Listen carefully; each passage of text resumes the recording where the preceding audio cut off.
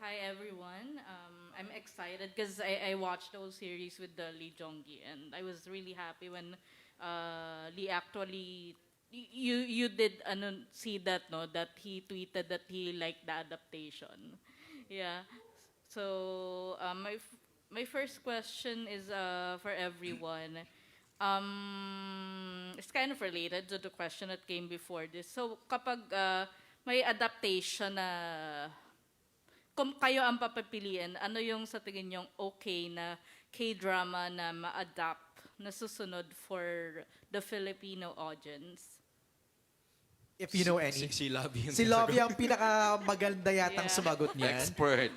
Bilang siya ang fanay. Oh my gosh, ano ba? Gusto ko yung gosh, ang dami nasa isip ko. Miss Garlic.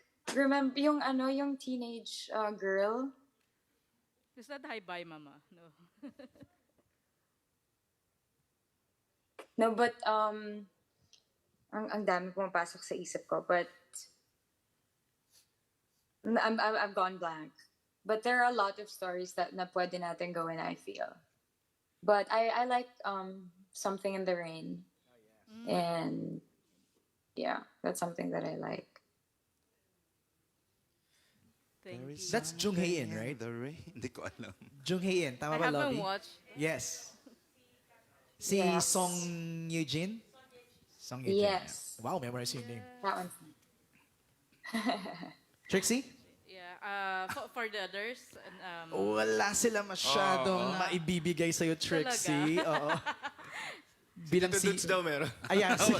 Kuya Dudes pa pala ang merong white no? Hindi ko ba it's in Korean eh. Pero pa yung wag bayaw, mga gano'n. Ewan ko Hindi ko na ba, hindi ko in Korean eh. Hindi ko wag ba yun? yeah, Lalo naman si Pao dahil gusto nga niya original na ulit, di ba? Trixie. for Piolo and How, of course, sobrang intense ng cliff scene. Because I Galing, think no? that yun yung alam kong parang nagpanalo ng Bex as best director dun sa eh. Wow. Yeah. So, paano yung preparation na ginawa ninyo for that scene? Okay. The cliff scene. Preparation. Bukod sa sunburn. Actually, yun ang pinakamalaking kalaban namin. And we were just hoping na hindi umulan because we really needed that. It was kind of hot that day. It was really hard because we were shooting at noontime. And yung habulan namin ni Pao, napakahirap. Kasi ang daming shots, may drone shots, tapos may habulan, tapos hindi siya one time, hindi siya one setup. We had to do the scenes over and over and cover as many shots as possible. Very filmic, so that's why maganda yung coverage niya. But personally, of course, it was hard for us because we always had to be in that moment na talagang rage, anger, and pitik. So it was hard. Oh, it's same lang kay Piolo. Yun na. Hindi siya madaling gawin. Pero ayun lang, nakaka-distract lang yung background namin nung time na yun kasi sobrang kalmado. Dagat kasi yung kita sa cliff. So yun lang yung naalala ko. That's a beautiful metaphor. How about you, Love? Rage in the middle of calmness. Intense nga din pala yung scene mo dun. So, ikaw, Lovey, did you prepare to calm? It was, yeah, it was a difficult scene kasi nga para siyang, for me, parang the realization na my husband gets to see, parang nakikita pala niya talaga yung dad niya. Like, so parang for me to realize that was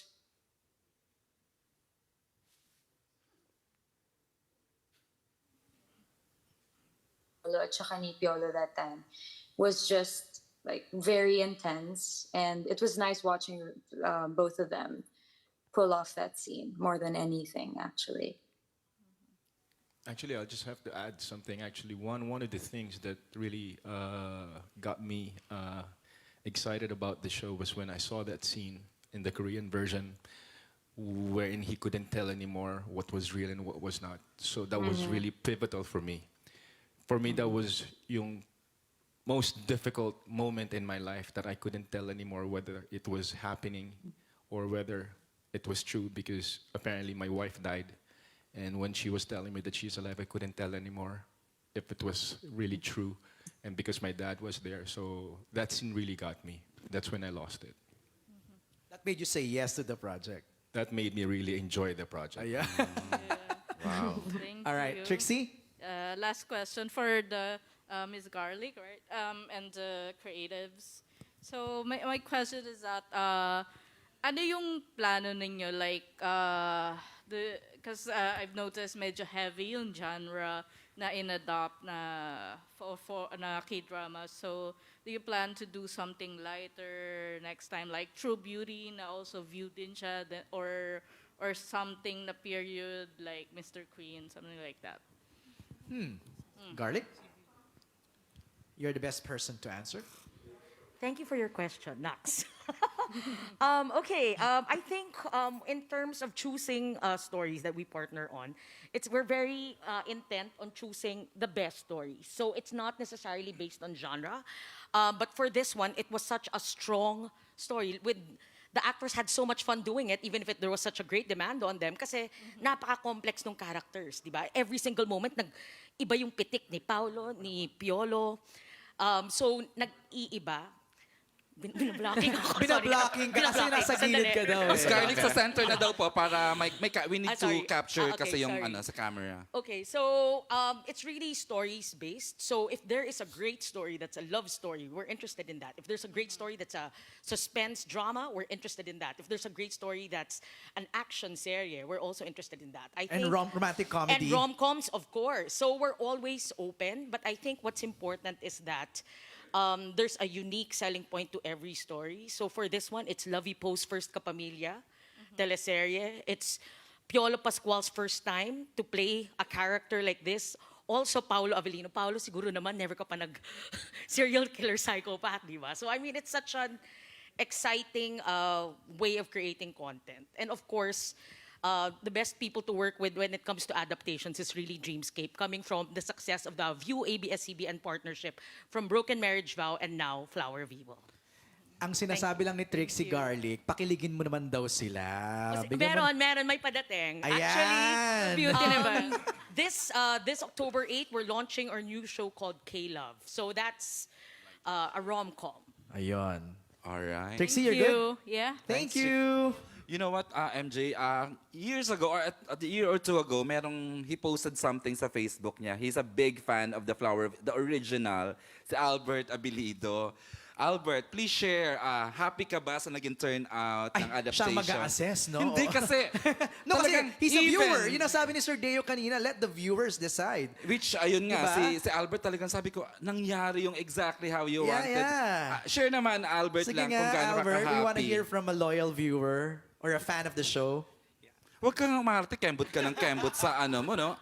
Ayan, share mo naman kung gaano. Natuwa ako nung mag-comment ako. Wala lang. Hindi, sinare ko lang kay Kuya Walang E- magnanakaw ng bag mo, baba mo muna. kay Kuya EJ na when I heard na i-adapt to, sabi ko parang nag-post ako something na sana i-adapt kasi feeling ko kung whoever got the role of the lead guy, feeling ko mas bubongga ng bubongga talaga yung career niya, and especially mas ma-recognize yung acting capabilities niya. And I'm so happy na it was Papa P. Congratulations, Papa P, for that. Thank you, Albert. Ang galing. So, How do you find it nga? How do you Correct. find it? Now that we're nearing the finale. Anong tag dit?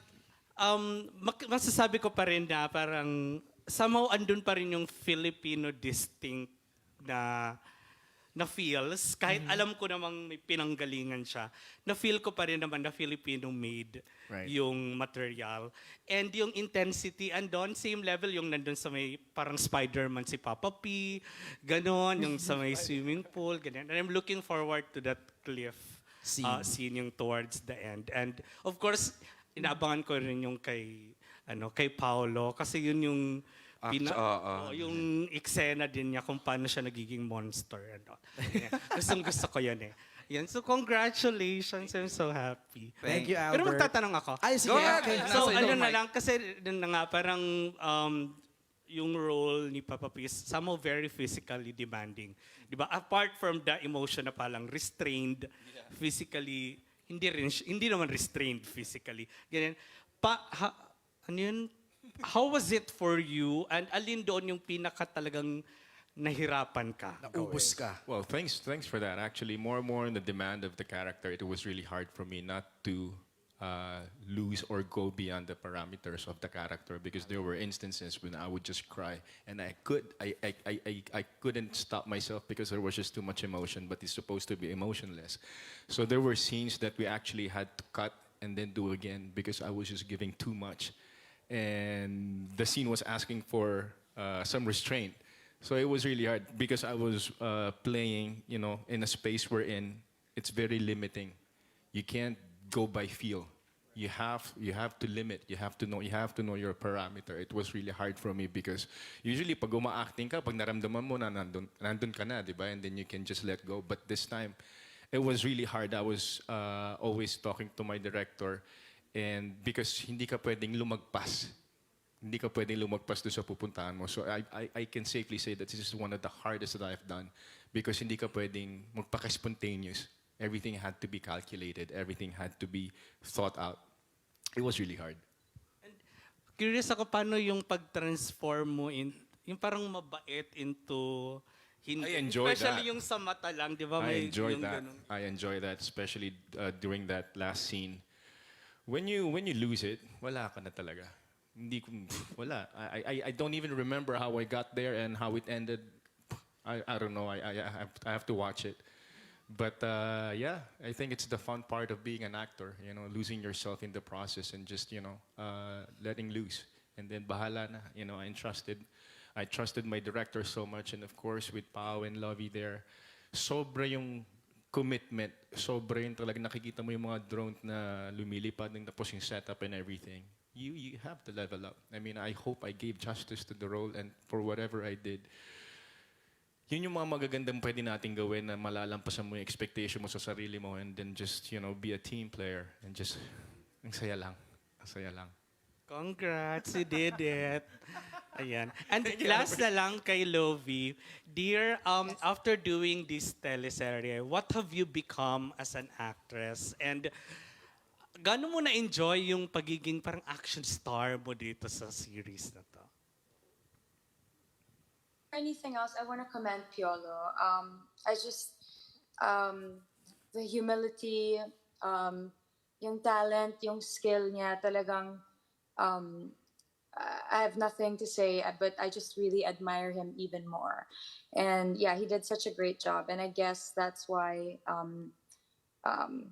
it's something that I enjoy doing, So Love you, mahal. hopefully I get to do more of these kinds of series. And yeah, na-enjoy ko din yung mga action scenes, and that's something that I really want to do in the future, hopefully. And yeah, thank you for this great opportunity. The fact that I was able to work with such an amazing production. Of course, thank you so much, Dreamscape and View. Talagang sinet niyo yung standard, because I got a call from my manager the other day, and he was basically saying,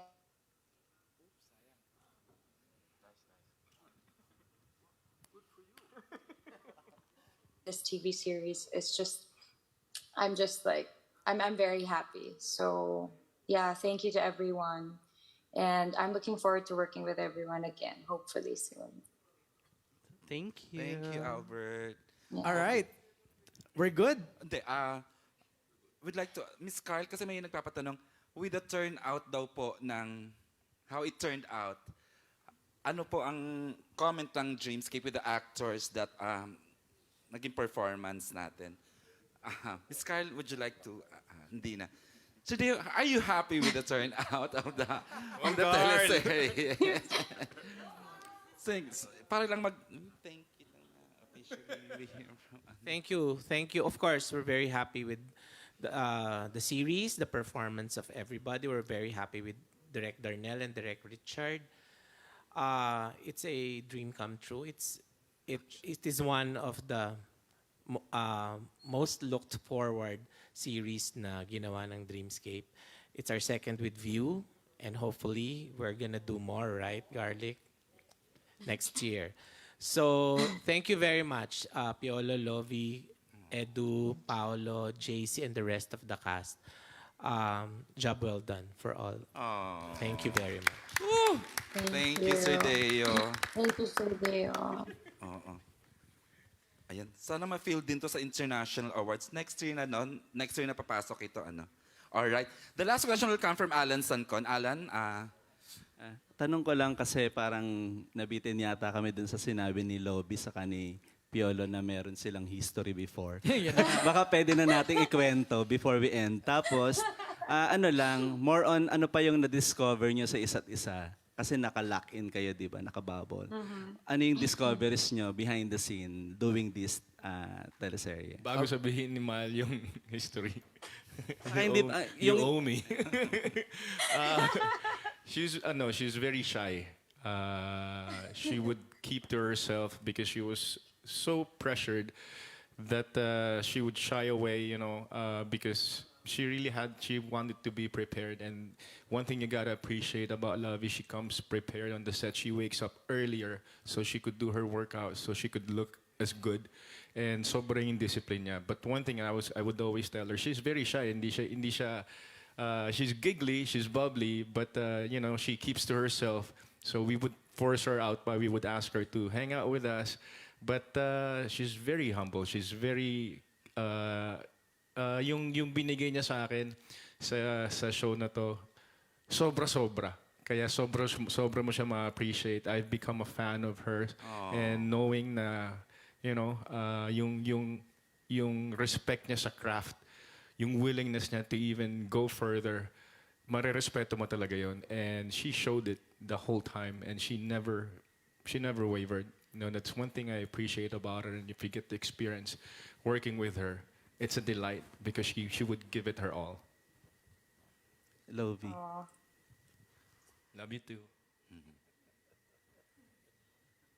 Uwi ka na kasi. Guys, number one for me, I did not expect this kind of person na parang he's so humble. You think that Piolo is a star and he's been there and he's proven himself a million times. Pero hindi niya ever ipaparamdam sa'yo na he's grounded, and he's just such a nice human being. I just didn't expect that from him because, sometimes you'd think someone as huge as him would have even a tiny bit of ere, not a single bit from Piolo. So